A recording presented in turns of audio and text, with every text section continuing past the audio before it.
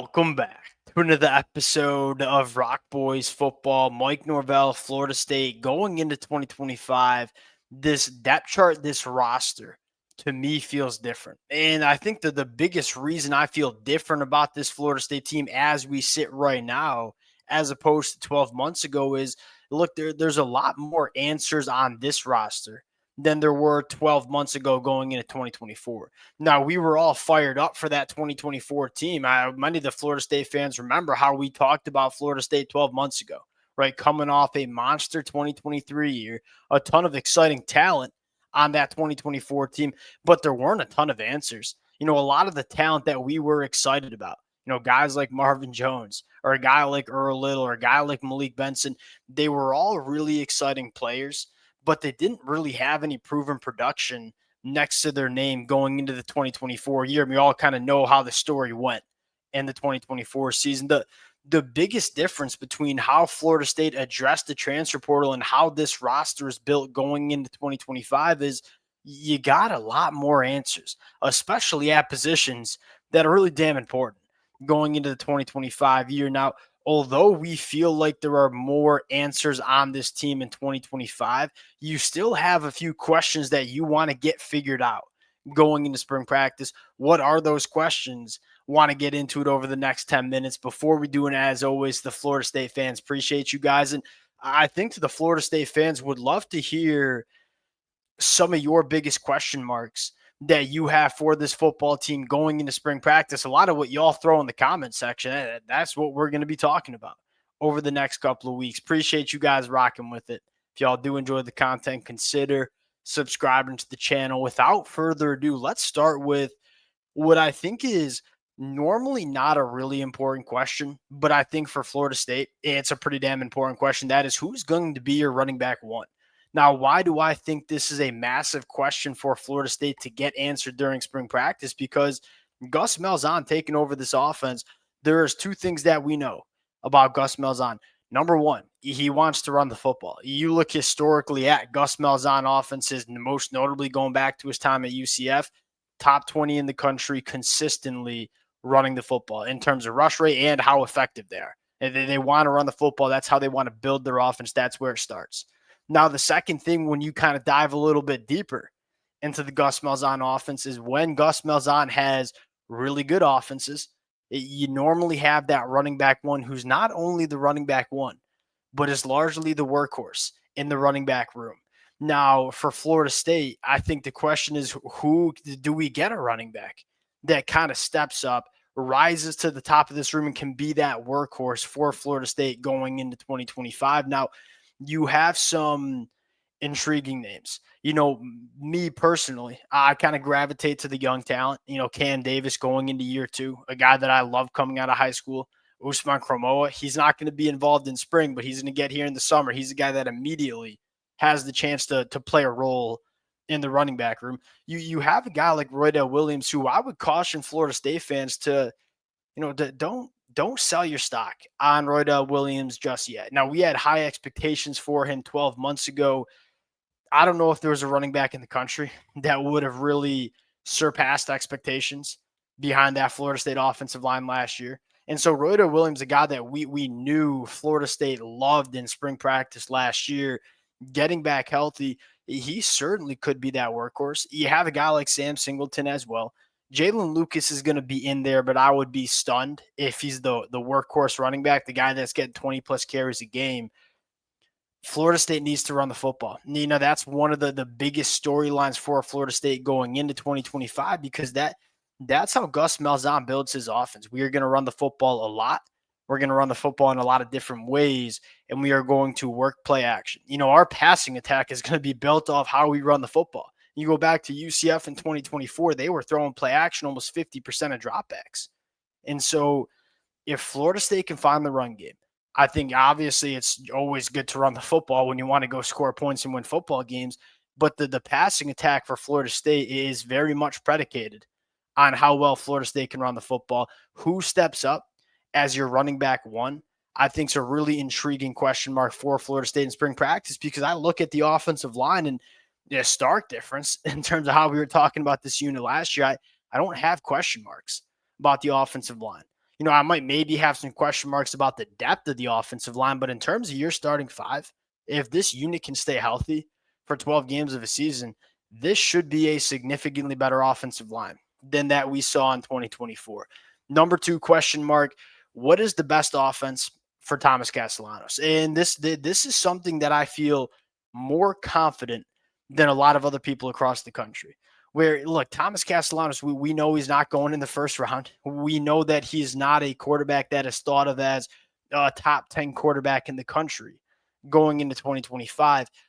But I do think he's a quarterback that if you put an offense around him that suits what he does and what he wants to do, a quarterback that can run an effective offense. Now, it's going to look a little bit different from a lot of other offenses across the country. He's not going to be a pro style offense. And I don't think Gus Malzahn or Mike Norvell brought Thomas Castellanos in to run a pro style offense, but there's a couple of things he does really well. One, he's obviously a phenomenal athlete and can give you way more juice than a guy like DJU gave. And I don't know how DJU got kind of thought of as a running threat.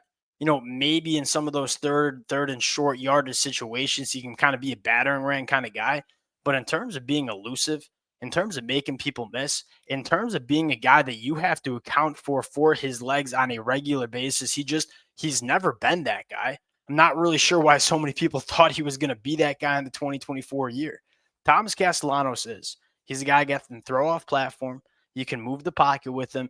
You probably don't want to ask him to be sitting in the pocket and throwing to the boundary all that often, but he's a guy that allows you to do a lot of different things. And I guess my thought process is Gus Malzahn, Mike Norvell, two guys that know how to run an offense. There's a reason that they brought him in before even looking at any other quarterbacks in the portal.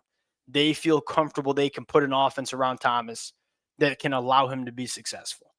You got to figure out what that offense is going to look like in spring practice, especially when you have brand new offensive coaching staff, but also brand new personnel coming in on the offensive side of the football as well. Number three, what does the wide receiver rotation look like? This was a fun question mark to talk about 12 months ago. You talk about this room last year, it was 100% projection. We all kind of sold ourselves on what it might be able to look like if Florida State reaches their ceiling in the wide receiver room. But Hakeem Williams going into year two, Malik Benson, a guy I believe there was a lot of buzz around Jaylen Brown coming from LSU last year too. None of those guys were proven commodities. In fact, they were all guys that had massive question marks in terms of what they could do. At least going into this year, you got two wide receivers in Deuce Robinson and Squirrel White who we know are going to start for Florida State and we know can play good football at the Power 4 level. Now the question is, who's going to be that third guy? This is a much better situation to be in than you were 12 months ago because you got two guys that are good and two guys that I would argue have pretty damn high ceilings too. Like Deuce Robinson was solid for USC in 2024. There are levels that Deuce Robinson can reach that we haven't seen yet. But at least you got two guys can play. Now it's all right. Hakeem Williams or a guy like LeWayne McCoy or a guy like Elijah Moore, who personally might be my pick to emerge as that wide receiver 3. Who steps up this year? You got two proven commodities. You got 3 or 4 really talented wide receivers that are kind of in the pipeline. Who's going to step up and be that third wide receiver? That's something I'd like to see get figured out. Number 4, really big question mark. Probably the biggest question mark on the defensive side of the football, maybe second biggest because I think this 5th one is going to be big too.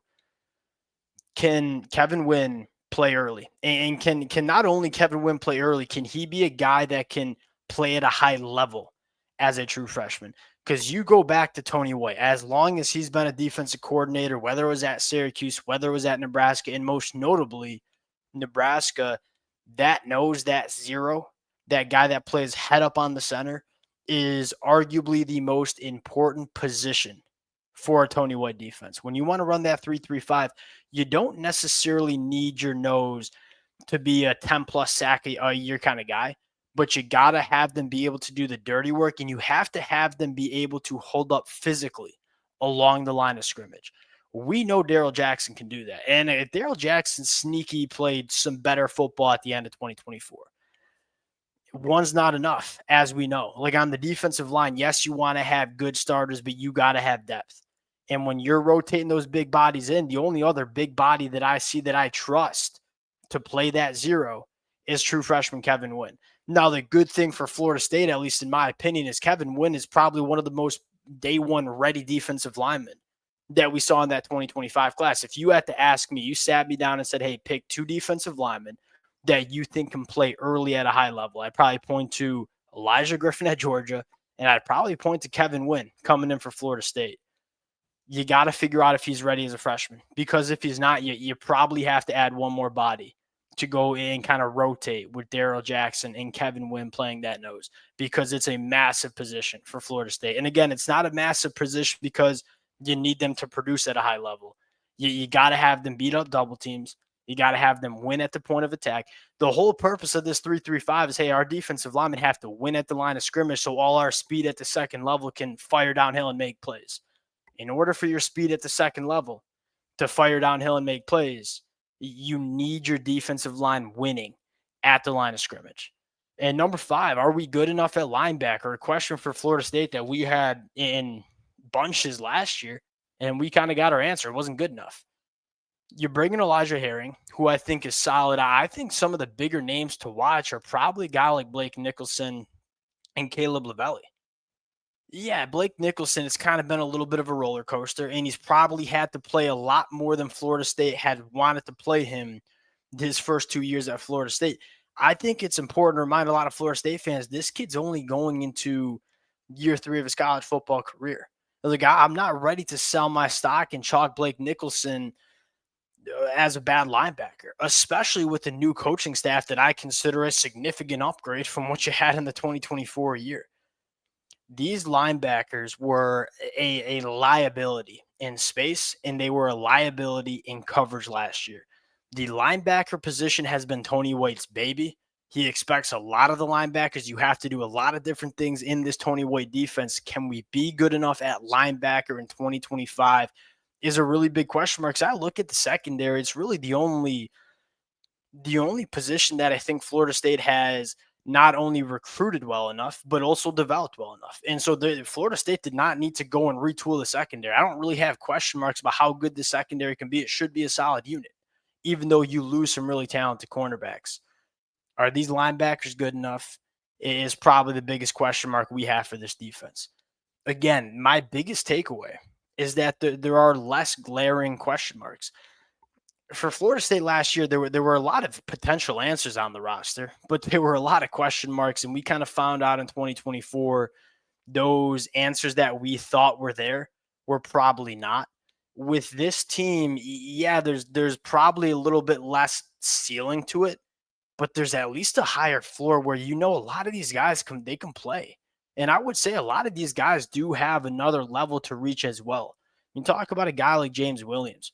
Talk about a guy like Jason Jenkins, who I know is working through an injury, but I think there's some juice there. Amari Williams, potentially at that jack linebacker spot.